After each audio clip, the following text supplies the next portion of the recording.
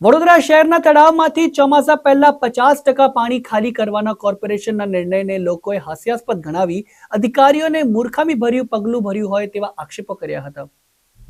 Smart city Vadodara શહેરના smart અધિકારીઓ દ્વારા એક તરફ પાણીનો સંચય થાય તેના માટે અંદાજિત 20 કરોડ ઉપરાંતના ખર્ચે વોટર હાર્વેસ્ટિંગ સિસ્ટમનો અમલ કરી રહ્યા છે, તો બીજી તરફ તળાવમાં પાણીનો સંગ્રહ થાય તેના માટે કરોડો રૂપિયાના ખર્ચે તળાવ ઊંડા કરવામાં આવ્યા હતા। ત્યારે હાલમાં જ વિશ્વામિત્રી નદીને ઊંડી કરવા અને જંગલ સફાઈ માટે પ્રોજેક્ટ તૈયાર કરવામાં આવ્યો હતો, જેમાં સયાજીરાવ ગાયકવાડની સરકારમાં જે રીતે તળાવ ઇન્ટરલિંકઅપ હતા તેવી જ રીતે ઇન્ટરલિંકઅપ કરવાની વાત હતી, પરંતુ કોર્પોરેશનના અધિકારીઓ વારંવાર પોતાના જાણે નિર્ણયો બદલતા હોય તેમ સ્પષ્ટ દેખાઈ રહ્યું છે।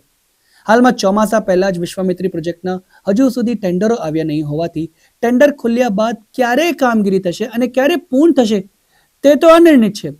ત્યારે કોર્પોરેશનના દીર્ઘદ્રષ્ટિ ધરાવતા અધિકારીઓ દ્વારા વડોદરા શહેરના 25 થી વધુ તળાવ 50% સુધી પાણી ખાલી કરવાનો નિર્ણય કર્યો છે, જેનો અમલ પણ શરૂ કરી દેવામાં આવ્યો છે।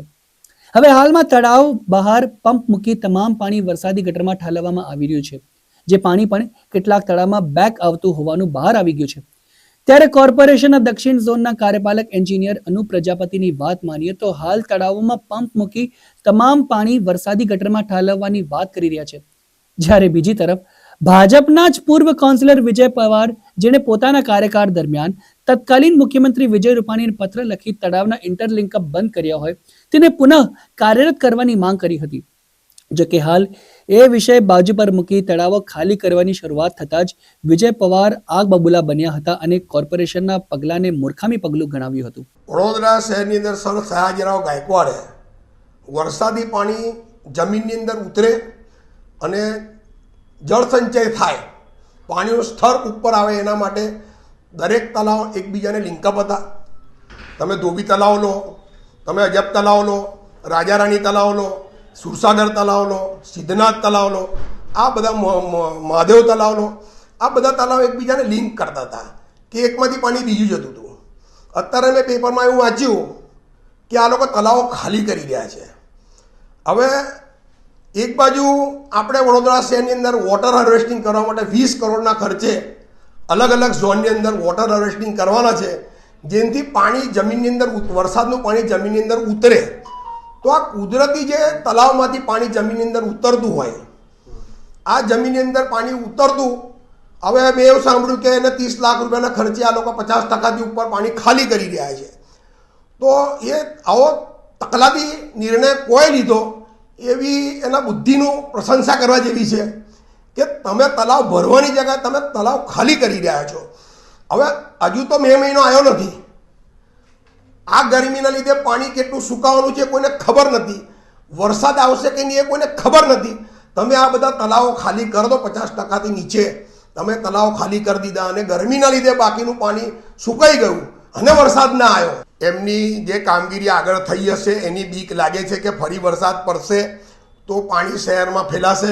અમે લોકો મેં તો જાતે 2020ની અંદર આપણા આદરણીય તત્કાલીન મુખ્યમંત્રી રૂપાણી સાહેબને લેટર લખેલો કે વરસાદનું પાણી શહેરમાં ફેલાતું રોકવા બાબત એવો 4 પાનાનો લેટર લખેલો કે ભાઈ પાણી શહેરમાં કેમ ફેલાય છે, કે તલાવ કનેક્ટિવિટી ઓછી થઈ ગઈ છે, કાંસો બંધ પૂરાઈ દેવામાં આવી છે અને વિશ્વામિત્રી પાણી લેતું નથી।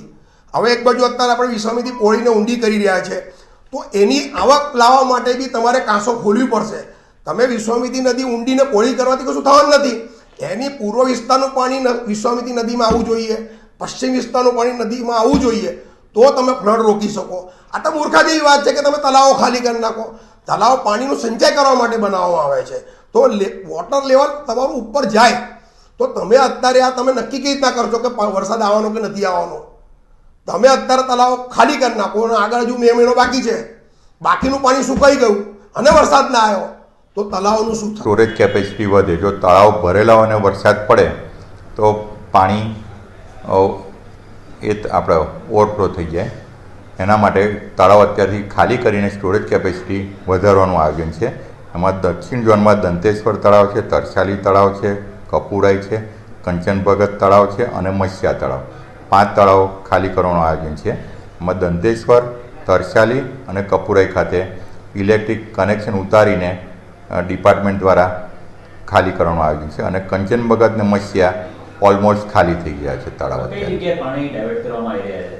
અત્યારે વરસાદી ગટરમાં જ મોટેભાગે આયોજન કરેલું છે અને ફક્ત કપૂરેમાં વરસાદી ગટરની સુવિધા નથી એટલે ત્યાં ડ્રેનેજમાં ડાયવર્ટ કરીએ છીએ. આમાં ખર્ચનું પ્રમાણ કેવી રીતે છે?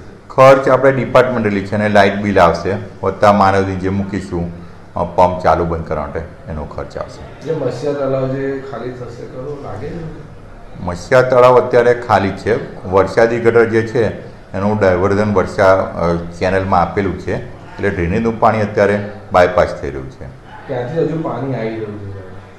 હા, એના માટે લાલબાગ તળાવનું આયોજન છે કે જે સીધું વિશ્વામિત્રી નદીમાં જાય એ પણ પ્રોજેક્ટ દ્વારા કામગીરી ચાલુ છે એટલે મત્સ્યા તળાવમાં પાણી ડ્રેનેજનું નહીં આવે ને બાય